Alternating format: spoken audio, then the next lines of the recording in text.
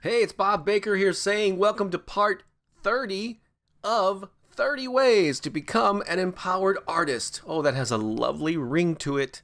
I gotta tell you, a couple of weeks back or so, I was wondering, am I really gonna get through all 30 of these lessons? What was I thinking when I started this? A lot of preparation and work went into creating this series for you. I hope you've enjoyed it. It's very satisfying to know that I made it to the last one with most of my sanity still intact. So now it's time to celebrate. And actually, that's kind of the topic of this final lesson. But before we get to that, I just gotta mention, if you're watching this on the day I publish it, that means it's the last final day of my first ever fan funding campaign. That's right, throughout this whole 30-day process, I've been running my first crowdsourcing campaign for a new book called The Empowered Artist. And as I post this, it's the last day of the campaign. So if you're watching it on July 2nd, please click the link to find out how you can get involved before time runs out. I would love to have your support in that effort. And if you don't catch it till after July 2nd, click the link anyway, because there still may be some ways for you to get involved.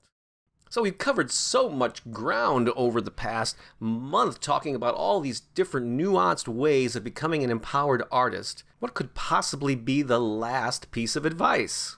And actually, it wasn't too hard for me to decide because I knew this is one of the more important things to a long-term career in a creative field. So I'll do my best to riff on this a little bit for you. Basically, to have a fulfilling life as an empowered artist, you must learn to enjoy the process, to have fun along the journey. Because let's admit it, there's a lot of activity that needs to take place. There's a lot of work. There's a lot of research and learning that you have to do. And along the way, yes, you will run into hurdles and obstacles and people that don't live up to what you thought they were going to do. Promotions and projects that just didn't live up to your original expectations. But somehow you got to work through that stuff and find the joy and hang on to that initial enthusiasm that you had when you started down this path. Because you know, human beings are kind of odd creatures, you may have noticed. And the truth is, no matter how good we have it, at some point we settle into a pattern of routine and habit, and unfortunately end up taking things for granted.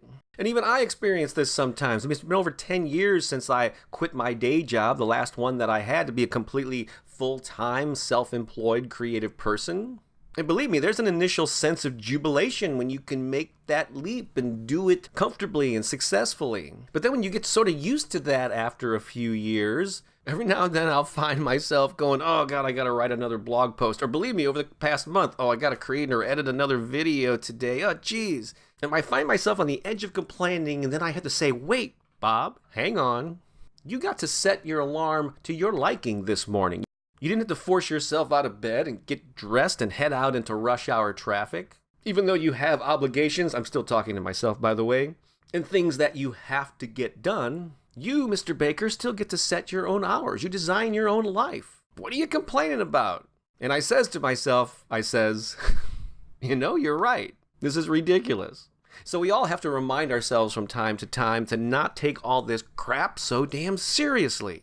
Your creative activities are meant to be enjoyed. Your life is meant to be enjoyed. Your career should have many aspects of fun. Don't let yourself get sour and into a routine pattern. Shake yourself up and remind yourself that life is meant to be enjoyed. That doesn't mean every second of every day is going to be a giddy thrill ride. Of course, you're going to encounter obstacles. There's going to be times when you don't feel like doing stuff. There's going to be times that you feel like you need to do something different. You're tired of the routine. So take a rest every now and then. Give yourself a mini vacation, whatever that is for you. And there may be times when your business and your creative career does need to evolve and change. But damn it, I'm telling you, try to do it with a sense of joy and a sense of fun. Tap into the original reason that you pursued this thing to begin with. How can you get back into that frame of mind? And is the stuff that you're worrying about or being obsessed with, is it really all that bad to begin with? When you really examine it, I think you'll agree with me that most of the stuff we worry about and consume ourselves with is not that big of a deal after all. So yes, in addition to being ambitious and persistent and consistent and all those things that I've talked about, also take care of yourself. Make sure that you're eating properly, that you're getting activity or exercise, whatever that is for you. Make sure you're getting plenty of rest and water. Don't work yourself into the ground until you're just worn out and depleted. Take care of yourself, but the bottom line is have fun. How can you get more joy in your life? How can you renew this creative thing that you do and the activities related to it so that you can look forward to doing them? Maybe you're early in your creative path and you're thinking to yourself, well, I'm enjoying everything, Bob. Why are you getting me so depressed? I'm not trying to do that. Just know over the long haul, you will run into these obstacles. You'll get sucked into the routines and the patterns and start taking things for granted. So I'm just telling you now to brace yourself for that and remind yourself to continue having fun. Because my God, life is too short not to. So that's my final piece of advice here in the 30 ways to become an empowered artist. Maintain your sense of joy, have fun, bring a sense of play to everything that you do related to your craft. Be creative with your marketing and your promotions and your sales offers. And even in those times when you have to knuckle down and be prolific and crank out a lot of stuff, do it with an artist's sense of creativity and joy and childlike play. I don't care if I repeated these same words over and over in this segment. I'm doing that because you need to hear it. I want this to sink in. Seriously, have fun, damn it.